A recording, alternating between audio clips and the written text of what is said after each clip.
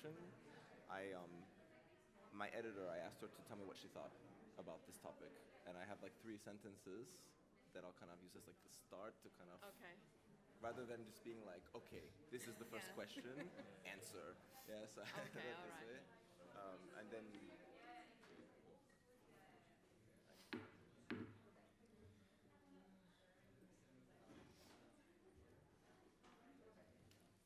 Shut down. Good that I don't have my,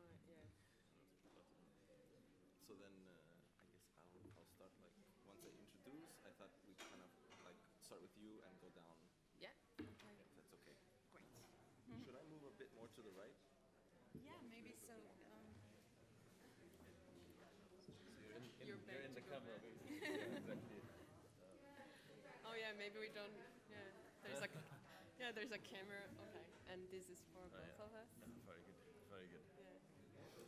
No, it's getting quite stressful with that many people. I thought. I thought we were going to speak only to Did no one get drunk last night? What happened? I don't understand. Maybe they are all drunk. Everybody continuing from last night. That's it. Depending on the questions, it will be clearer. Yeah, exactly. Oh my god, there's actually like. Yeah. Then you would have done your job. You could go home now.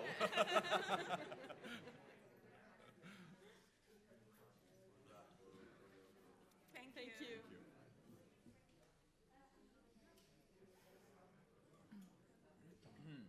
And it's good that I'm not wearing my glasses, so I cannot really focus on anybody. Oh, very good, very good. That's, so I see the little perks. I just see like when you put in zone that we cannot see. Yeah. That's very good. Defocused.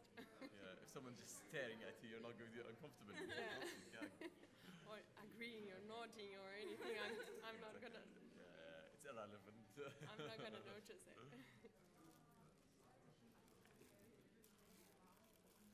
Such a beautiful room.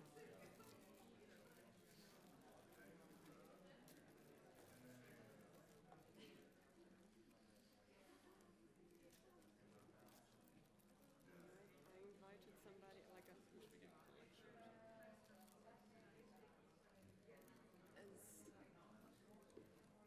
And nobody sits at the front. Right?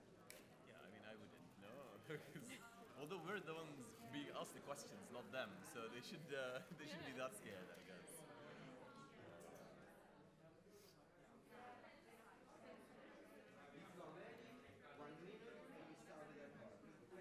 Okay. Are we beautiful in the camera? Are we? Yeah, okay. Thank you. What is the camera? I mean, I don't want to ask probably because I don't think it's to my advantage. Ah, it's the one at the back. Okay. That's That's I the think. stuff. Oh, it's there. Okay. Good to know. Good to know.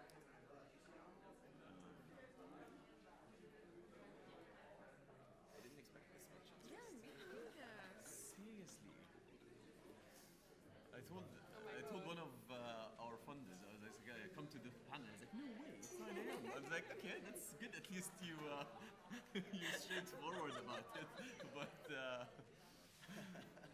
thought if they're not coming, no one else will. We have a food. We have a literally full house. It's So it's really. okay. We better have really good things to say, guys. Okay.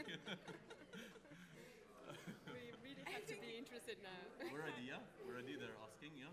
Yeah. We go for it.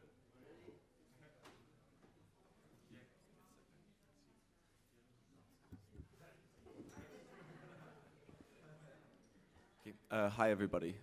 So thank you, everyone, for coming to our panel early in the morning today. And my name is Matt Kasper, and I'll be moderating our panel, which is focusing on how journalism and activism can or cannot work together, or where it intersects, and speaking about it with the experiences of media outlets on the ground from a pretty large geographical scope. So what we'll first do is just introduce ourselves and a bit about the media that we work in, and so that you have a bit of an understanding of where we're coming from and what experiences and challenges our media outlets are experiencing. And then we'll start discussing the topic that we said we're going to talk about. And then later on, we'll open up for questions and get any feedback from you and answer anything that you might be wondering or questions that might have popped up during the talk. So actually, Izabela, if you would start. Thank you. Hello, everyone. It's super nice to see everybody here. I think it's an important issue that we have to discuss together. So I'm happy to see that everybody woke up early.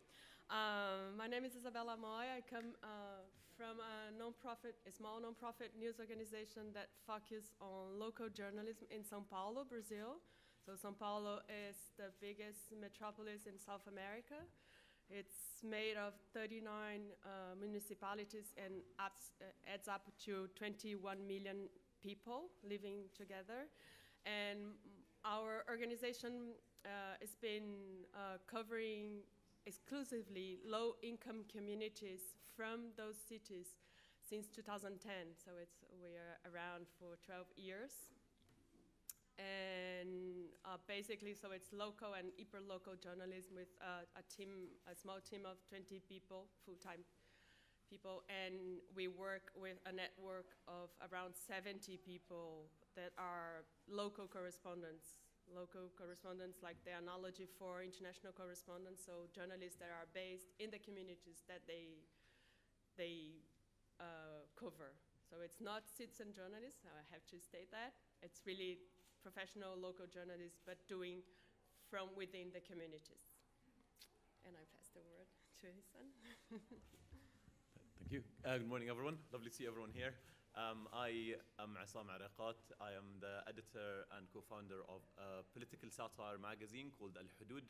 It's primarily in Arabic, focused towards the Middle East. It was launched in 2013, soon after the Arab Spring, and kind of grew in various ways depending on the challenges that we faced.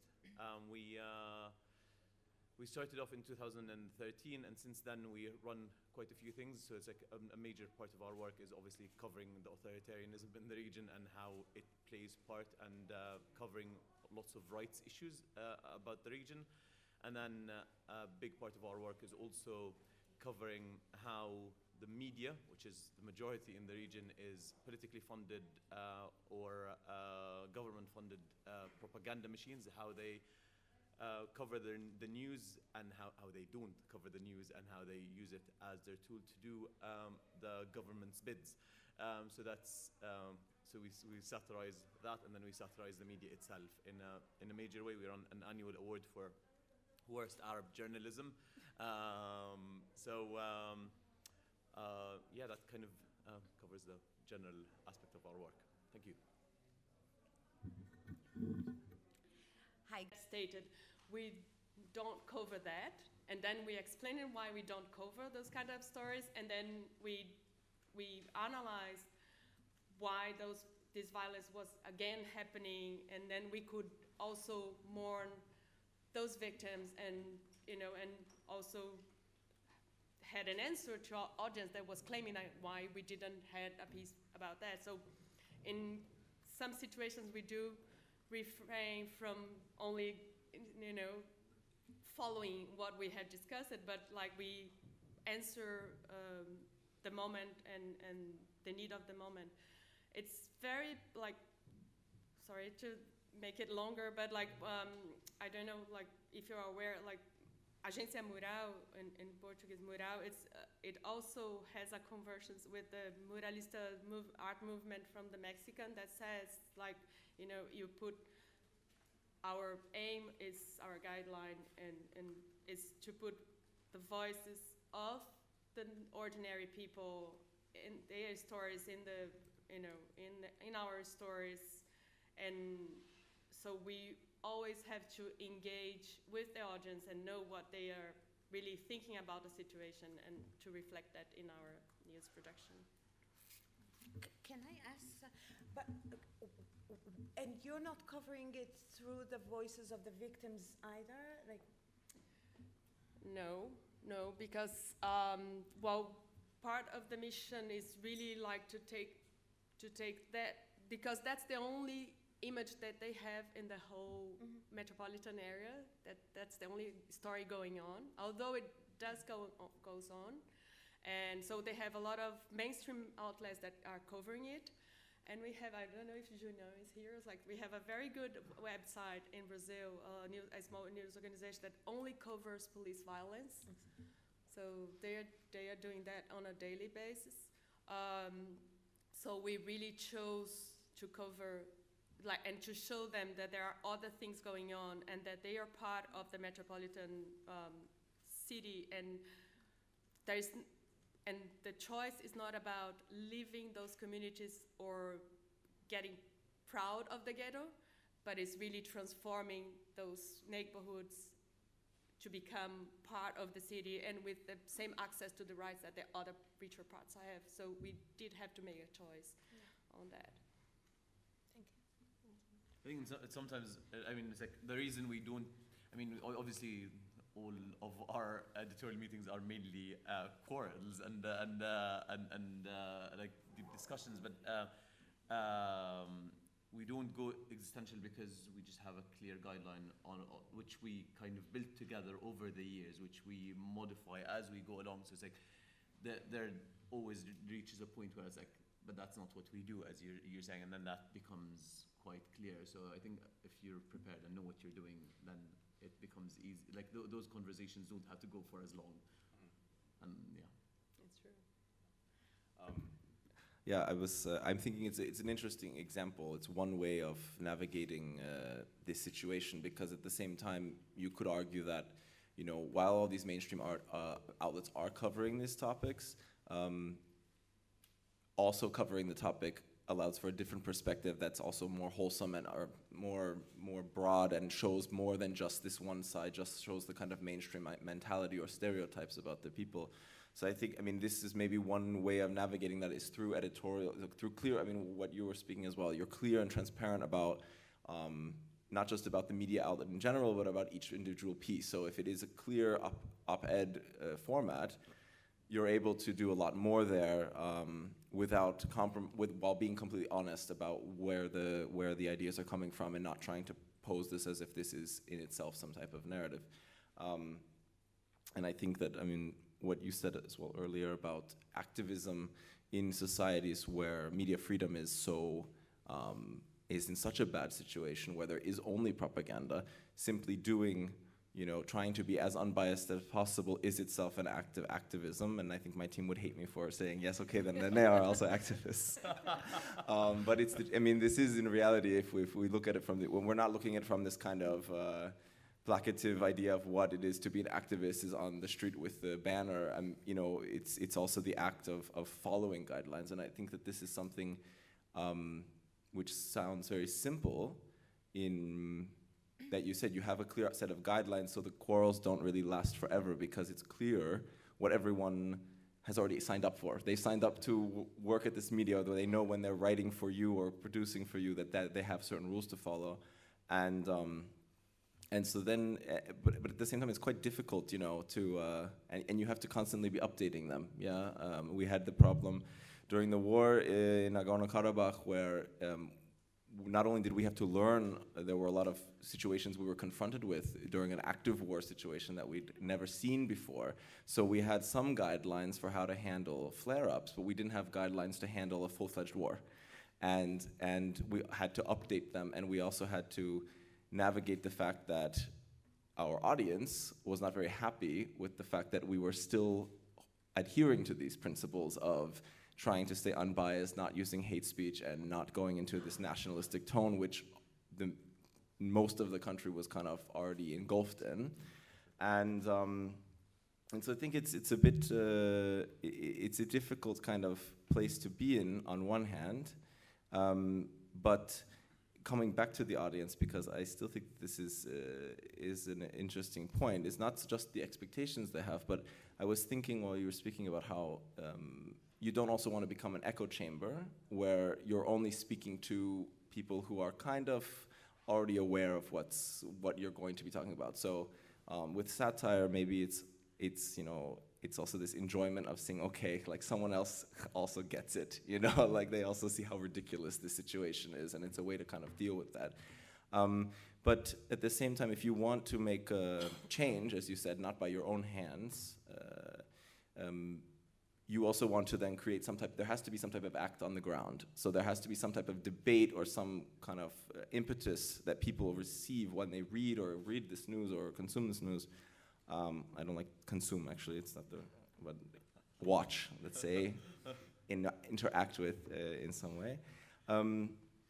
So how do you, so you know, you've all established yourselves in the last 10 to 12 years.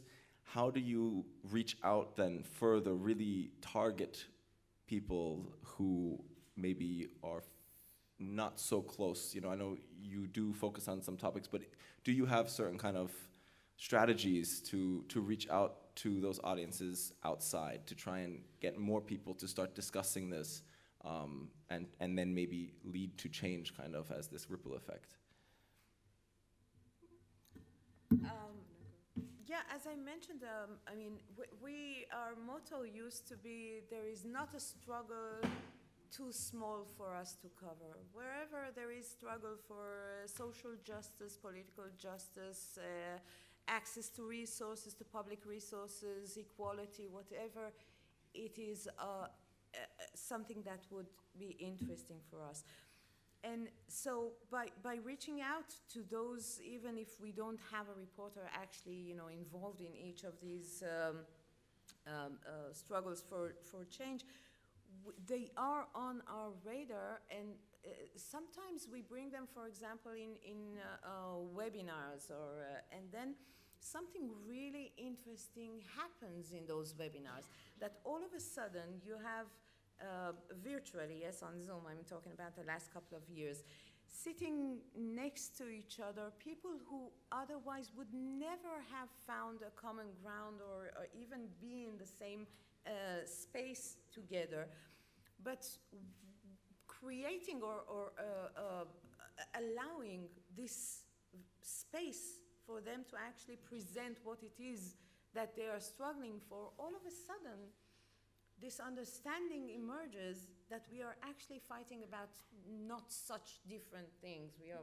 about our equal share in the public pie, or whatever, the resources. And so through those connections, we do that. But I just one quick remark about, you mentioned we don't want to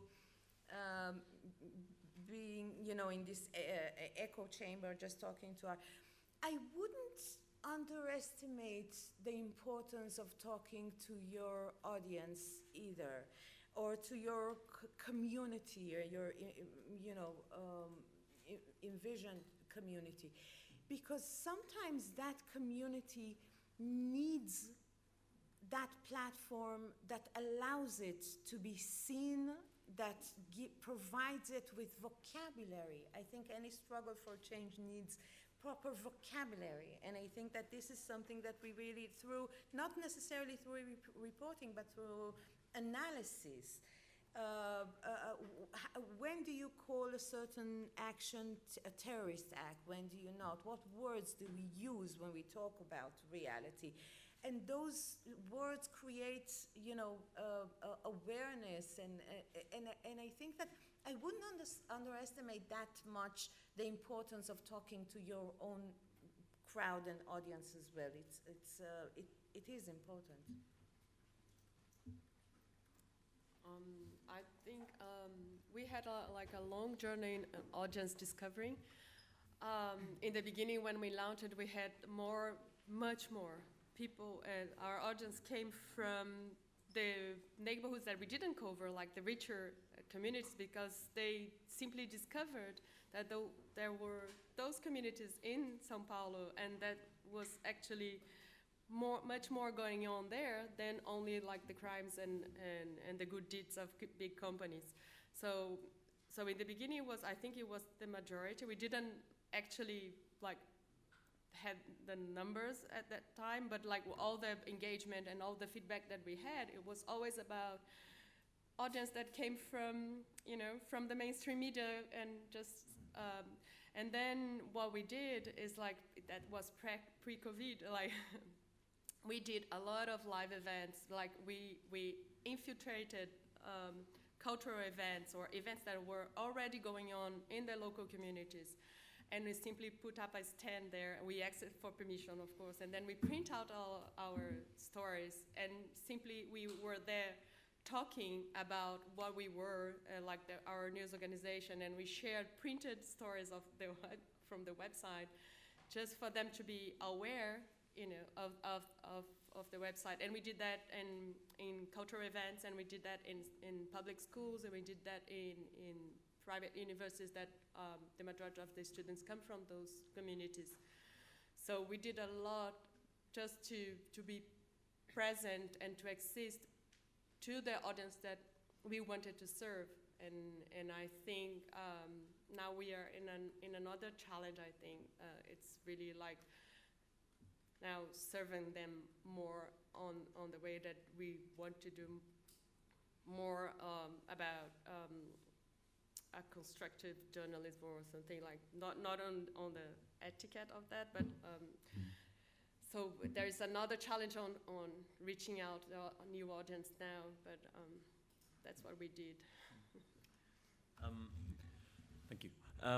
For us, I think when we started off, obviously as satire, it was, you know, your audience is the liberals. They just come flocking in, and it was, you know, you're selling to a crowd that's expecting it. But then as we covered more and sort of also were hitting against all of the idols of the liberals themselves, we started losing the people who are just there to, like, you know, to support their own arguments, and getting more people from like whether it was conservatives or from different communities or different classes or all of that. So now I think we are more homogenous, and we are in some way, I think, in an echo chamber, but it's not a nationalistic or a class one or something, but it is more of a one that believes in critique and criticism to make the world you're in better. So, and then reaching out of that and across all sorts of layers of society becomes very, very difficult, because you're trying to change a mentality rather than to get a new audience or a new segment. We are definitely struggling with that. It's very difficult, yeah. All right, thanks. So I would like to open it up then for questions now. So if anyone has a question, I don't know how it works with the microphones actually. If there's a microphone to hand out, or there's no microphone. Stand All right, up. so I. We repeat. You have to go there and speak into that microphone. Okay, come on up. And Pressure of everyone. I don't know if I should remove my mask. Okay, can you all hear me? Hi, my name is Irene. I work for Streetness International, who is a global alliance of trade union representative informal economy workers and street vendors in marginalized communities all around the world. And my question is centered exactly around that. So I work in the press and media department. When you work with marginalized communities, with people who generally do not have a voice in mass media or in media in general, there is a fine line to walk, which is you speak for them and you want to get their stories as much as you can out in the media. But on the other hand, you do not want to overcome their voices. So you don't want to, you mentioned the positioning, the privilege. So I am like a white woman based in Italy, and I'm trying to get the voices out of people who are based in South America, in Azerbaijan, really all over the world, especially in Africa and Southern Asia. So where is the fine line between, and what I know there's no definitive answer, but I wanted to have like your opinions. What is the line between that as a communication professional or a press officer, you have to walk between, we want to get their stories out and we want to give them a voice, but on the other hand, we don't want to like over-determine them from our point of view of staff, of like, or people in the organizations who do not live directly those situations. So I think this is something I struggle with, like ethically and also professionally every day. So I wanted to have a little bit of your perspective on this. Thank you.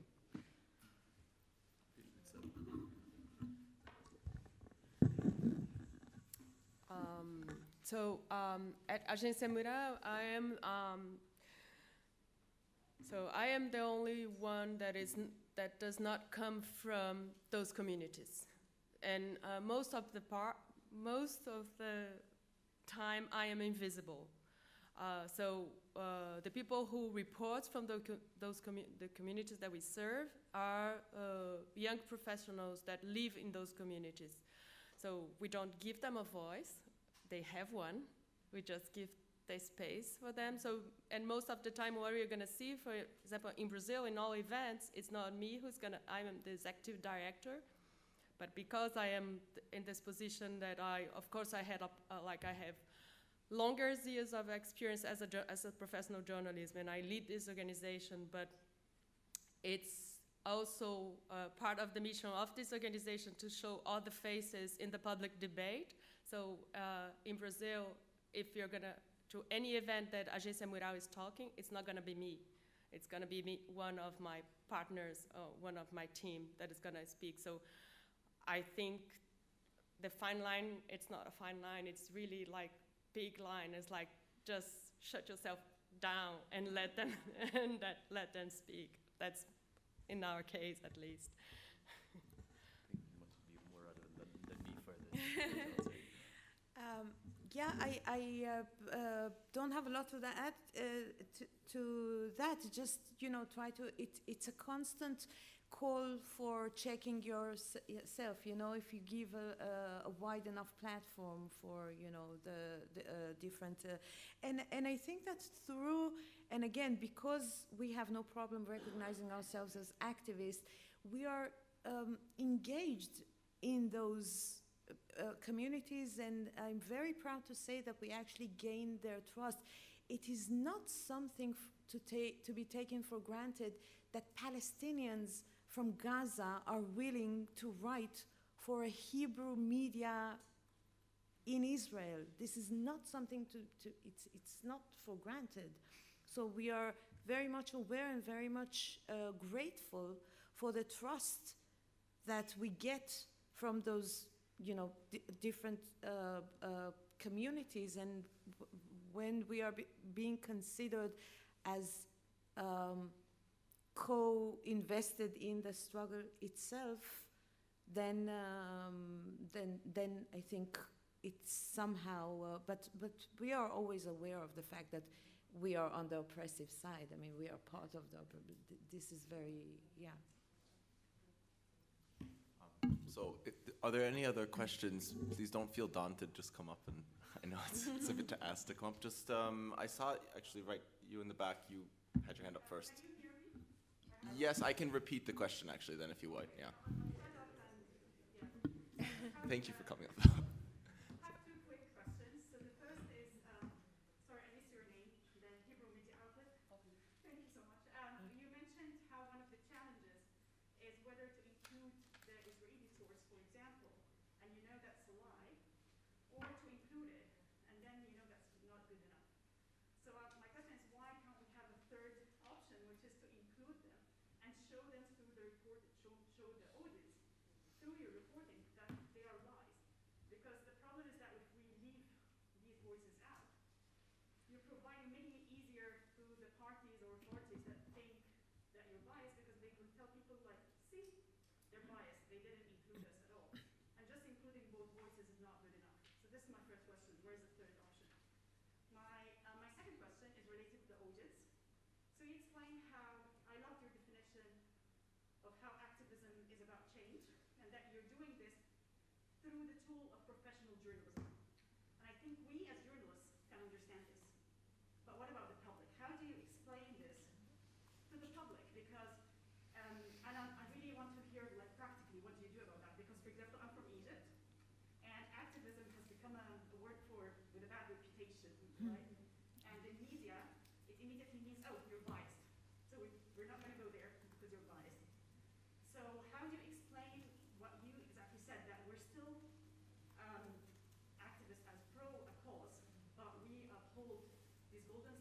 journalism or fact-checking, etc.? And perhaps do you invite the audience, like do you have an invitation for the audience to hold you accountable by saying, if you notice that we did something wrong, come and, get in touch? Thank you. All right, so correct me if I say anything wrong here, but so the first. What did I heard? I just for the live stream, so we have to do it again. So, so the first question was about how you have the challenge of if you include the official side or not, and it's either you have one side or you have two sides. But in doing so, you kind of validate, that the official narrative. What would be the third option to kind of show through reporting that actually that's not true what they're saying? So, what is this third option that we could do in order to kind of not seem biased and not be called biased by the authorities by not covering their topic, their opinion? And the second question is about activism and how it has kind of become a word that people might say is, okay, that's activism, that's we don't want to go there. How do you explain to your audience or to the public that you can be an activist and also uphold journalistic values or ethics, etc.? Thank you so much for the question. Actually, we do go by the third option that you suggested quite a lot, and this has been our solution, our way out of it. But we ask for the Army's comment or response, not in order to present ourselves as unbiased or two sides, because we don't believe that the Palestinian voices are being evened out by the Army. It's not two sides of a story, and this is why, for example, we will not give a voice to settlers, because that's not, we demand answers from the Army because they are responsible, they are accountable, and we need to hold them accountable.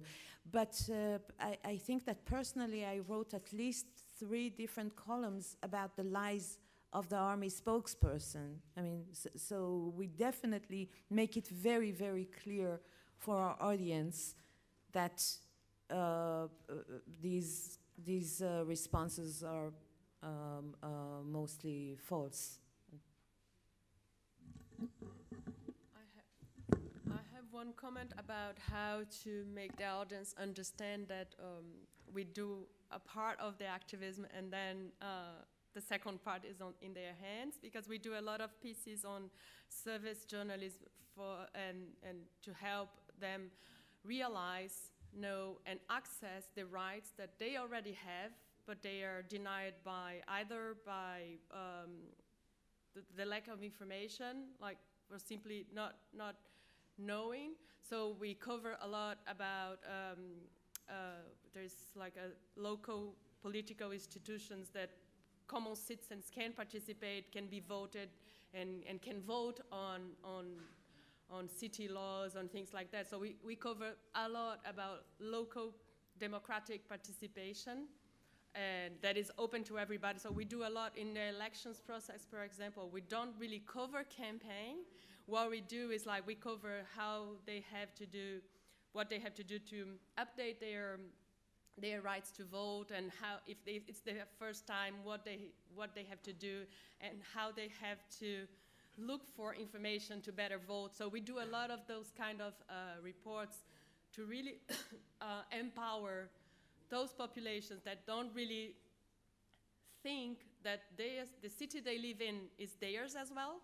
So they get more comfortable in going around and understand that they are citizens that pay taxes as anybody else, maybe much more compared to the salaries that they get.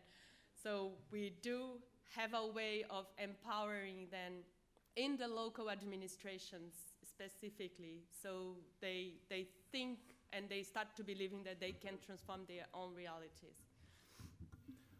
Yeah, so, and just really quickly to add to that, from our experiences, how do you explain to the audience, I think you just can explain it as well. So when we had the situation of everyone cursing us for not promoting kind of this nationalist rhetoric during the war, we said, we are a media outlet. This is our ethical guidelines. Now we've got them on our website as well. So this is the situation. And I think you can respect that the audience will understand that, and some did and some didn't. That's kind of, I think, all you can do. At least it was all we could do. So I'm very sorry, but I'm being told that we have to stop, and so we can't take any more questions. But we're still here afterwards, so if you do have any questions, please feel free to come up. And thank you so much, everybody, for coming, and thank you, Orly, Isam, and Isa.